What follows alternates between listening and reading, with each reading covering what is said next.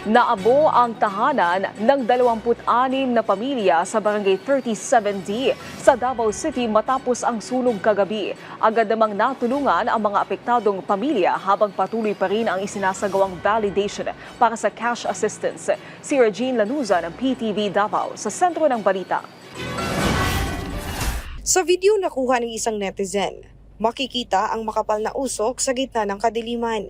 Nagsilbi ring tila ilaw ang apoy na tumupok sa mga kabahayan, habang ang mga residente nagkakagulo dahil sa pangyayari. Ito ang sitwasyon noong sumiklab ang sunog pasado alas 9 ng gabi, araw ng Miyerkules, February 18 sa Purok 2, Barangay 37-D.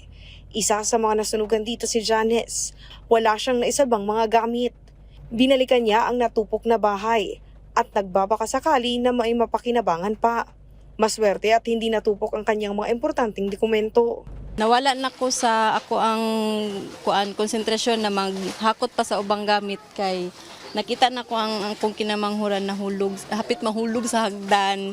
Nya perti nang hilak. So wala na jud ko naingon na manguha pa ko ubang gamit. Ako na jud silang gisiptidaan tidto. Samantala dito sa gymnasium ng barangay, temporaryong nanunuluyan ang mga pamilyang nasunugan. Naghanda ng mga tent ang tanggapan ng City Social Welfare and Development Office o CSWDO para magsilbing tuluyan ng mga biktima. Maura gani na mo na salbar. Kay nagkuan naman ko dili naman kung sugot sa kung banang mobalik kay basing ma-corner na mi didto ba, mag-trap na mi kay basta kay doon na lagi sa mo ang sunog mo nga dili ko magpakuan sa mga gamit kay importante ma-libre mi. Ayon sa opisyal ng Barangay 37-D, nasa 12 bahay ang natupok ng apoy. Nasa 36 na pamilya naman ang naapektuhan, kabilang na ang 14 na boarders.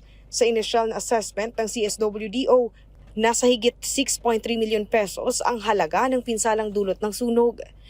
Sa poste, sa Purok 2, ang linyang nag-spark.